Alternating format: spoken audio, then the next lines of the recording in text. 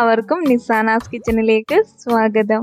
ഇന്ന് നല്ല ആവി പറക്കുന്ന ഒരു ചെമ്മീൻ മസാലപ്പുട്ട് നമുക്ക് തയ്യാറാക്കിയെടുക്കാം. അത് നല്ല വാഴയിലയിലാണ് ചെയ്തെടുത്തിരിക്കുന്നത്. വളരെ ടേസ്റ്റി ആയിട്ടുള്ള ഒരു നാടൻ ഫ്ലേവറോട് കൂടിയൊരു മസാലപ്പുട്ടാണ്. ഇപ്പോൾ സമയം കളയാതെ നമുക്ക് വീഡിയോയിലേക്ക് കടക്കാം. ഇതെങ്ങനെയാണ് തയ്യാറാക്കി എടുക്കുന്നതെന്ന് നോക്കാം. വീഡിയോ സ്കിപ്പ് ചെയ്യാതെ ഫുള്ളായിട്ട് കാണുക. ഞാൻ ആദ്യം തന്നെ പുട്ടിൻ്റെ പൊടി ഒന്ന് നനച്ച് വെക്കുവാണ്. ഞാൻ ഇതുപോലെ സ്റ്റീം മെയ്ഡ് പുട്ടുപൊടിയാണ് എടുത്തിരിക്കുന്നത്. കുറച്ച് വെള്ളത്തിലൊന്ന് നനച്ച് വെച്ചാൽ മതി. പിന്നെ നല്ല സോഫ്റ്റ് ആവാൻ വേണ്ടിയിട്ട് നമ്മൾ നനച്ച് വെച്ചതിന് ശേഷം ഒരു 10 മിനിറ്റ് കഴിഞ്ഞ് വീണ്ടും ഒന്നും കൂടി നനച്ചെടുക്കുക. അത് കഴിഞ്ഞിട്ട് നമ്മൾ പുട്ട് തയ്യാറാക്കുന്നതിന് മുൻപ് ഒന്നുകൂടി ഇതുപോലെ ഒന്ന് നനച്ചെടുത്താൽ നല്ല സോഫ്റ്റ് ആയിട്ടുള്ള പുട്ട് കിട്ടും. 3 പ്രാവശ്യം ഇവിടെ നനച്ചെടുക്കുന്നുണ്ട്. ആദ്യം എന്താ ഇതുപോലെ ഒന്ന് നനച്ച് കൊടുത്തതിന് ശേഷം അതിലേക്ക് ഒരല്പം തേങ്ങ കൂടെ ചേർത്ത് കൊടുക്കുന്നുണ്ട്.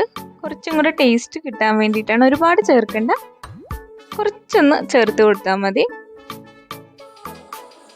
ഇനി ഇതിവിടെ അടച്ചു വെച്ചതിന് ശേഷം ഞാനിത് പുട്ടുണ്ടാക്കുന്നതിന് മുമ്പ് 2 പ്രാവശ്യം കൂടെ ഞാൻ ഇതുപോലെ ഒന്ന് നനച്ചെടുത്തിട്ടുണ്ട്. നമുക്കിനി ഒരു സൈഡിലേക്ക് മാറ്റി വെക്കാം. ഇനി നമുക്ക് ചെമ്മീൻ്റെ മസാല ഒന്ന് തയ്യാറാക്കിയെടുക്കാം. വെളിച്ചെണ്ണയാണ് ഒഴിച്ചു കൊടുത്തിരിക്കുന്നത്. ഒരു നാടൻ ടേസ്റ്റ് കിട്ടാൻ വേണ്ടിയിട്ട് വെളിച്ചെണ്ണ തന്നെ ഒഴിച്ചു കൊടുക്കുക. ഇനി അതിലേക്ക് കുറച്ച് ഇഞ്ചിയും വെളുത്തുള്ളിയും കൂടി അരിഞ്ഞത് ചേർത്ത് കൊടുത്തിട്ടുണ്ട്.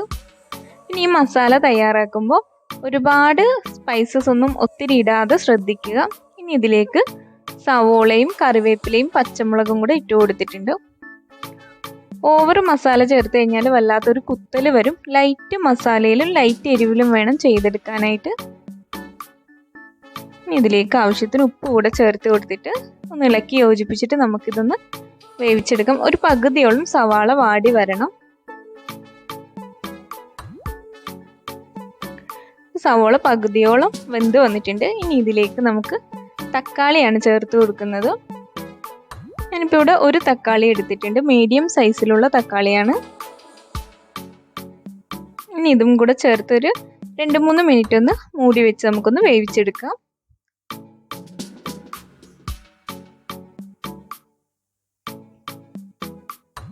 ഇനി ഇതിലേക്ക് നമുക്ക് ചെമ്മീൻ ഇട്ട് കൊടുക്കാനുണ്ട്. ചെമ്മീൻ നിങ്ങൾക്ക് ആവശ്യത്തിനനുസരിച്ച് ഇട്ട് കൊടുക്കാവുന്നതാണ്. ചെറിയ ചെമ്മീൻ ഉണ്ടെങ്കിൽ അതാണ് ഏറ്റവും ടേസ്റ്റ്. എൻ്റെ കയ്യിലിരിക്കുന്നത് വലിയ ചെമ്മീൻ ആയതുകൊണ്ട് ഞാനിവിടെ 2 പീസാക്കിയിട്ടാണ് ഇട്ട് കൊടുത്തിരിക്കുന്നത്. ചെറിയ കഷ്ണങ്ങളാക്കി ഇട്ട് കൊടുത്തിട്ടുണ്ട്.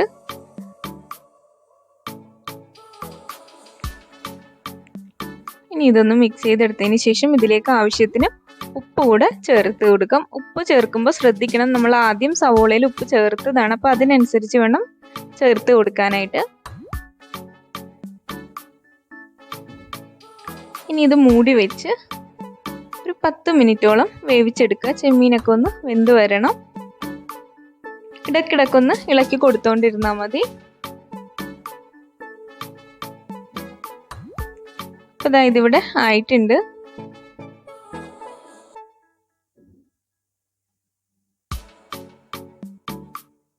ഇനി ഇതിലേക്ക് ആവശ്യത്തിന് പൊടികൾ കൂടെ ചേർത്ത് കൊടുക്കാം. കുറച്ച് മഞ്ഞൾപ്പൊടി ചേർത്ത് കൊടുക്കുന്നുണ്ട്. അതുപോലെ തന്നെ 1 ടീസ്പൂണോളം മുളക് പൊടിയും ചേർത്ത് കൊടുത്തിട്ടുണ്ട്. ഇനി ഇത് നല്ലതുപോലെ ഇളക്കി യോജിപ്പിച്ചെടുക്കാം.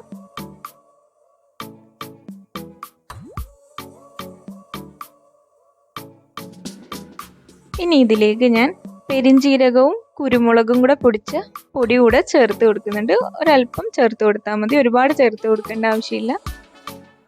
അതും കൂടെ ചേർത്ത് ഒന്നും കൂടെ മിക്സ് ചെയ്തതിന് ശേഷം ഒന്ന് മൂടി വെച്ചിട്ട് ഈ വെള്ളം ഒന്നും കൂടി ഡ്രൈ ആക്കി നമുക്ക് എടുക്കാനുണ്ട്.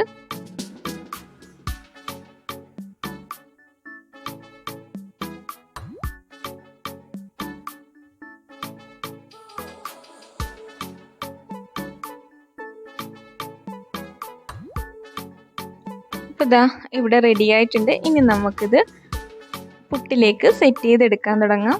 ഇത്രയും ഡ്രൈ ആയി കിട്ടിയാൽ മതി. പ്രത്യേകം ശ്രദ്ധിക്കണം, ഒത്തിരി വെള്ളം പാടില്ല, ഡ്രൈ ആയിട്ട് തന്നെ എടുക്കുക. ഞാനിപ്പോൾ ഇതുപോലൊരു സ്റ്റീമറിലാണ് എടുക്കുന്നത്. ഈ സ്റ്റീമറിൻ്റെ ഹോള് കുറച്ച് വലുതായതുകൊണ്ട് ഞാൻ ഇതിലേക്ക് വാഴയില ഒന്ന് ജസ്റ്റ് നിരത്തി വെച്ച് കൊടുത്തിട്ടുണ്ട്.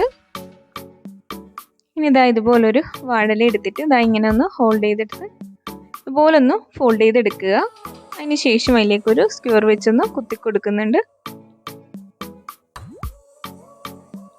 നിങ്ങളുടെ സ്റ്റീമറിൻ്റെ വലിപ്പത്തിനനുസരിച്ച് ഇതിൻ്റെ നീളം അഡ്ജസ്റ്റ് ചെയ്തെടുക്കുക വാഴയില ഫോൾഡ് ചെയ്യുമ്പോഴേക്കും. എനിക്കിപ്പോൾ ഇവിടെ ഒത്തിരി നീളത്തിൽ എടുക്കാൻ പറ്റാത്തതുകൊണ്ട് ഞാൻ ഇതുപോലെ ചെറുതായിട്ടാണ് എടുത്തിരിക്കുന്നത്. ഇനി ഇതിലേക്ക് ആദ്യം തേങ്ങ ഇട്ട് കൊടുത്തിട്ടുണ്ട്. ഇനി ഇതിലേക്ക് പുട്ടിൻ്റെ പൊടിയാണ് ഇട്ട് കൊടുക്കുന്നത്.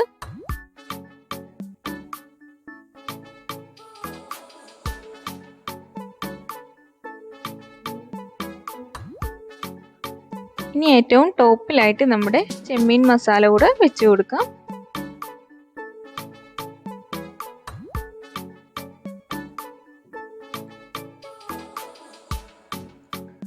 ഇനി ഇതുപോലെ എല്ലാത്തിലും ഒന്ന് വെച്ച് കൊടുത്ത് ഞാനൊന്ന് സെറ്റ് ചെയ്തെടുക്കട്ടെ.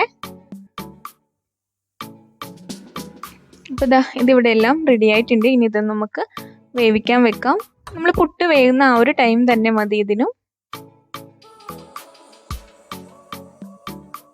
ഇനി ഇതൊന്ന് അടച്ചു വെച്ച് കൊടുക്കാം.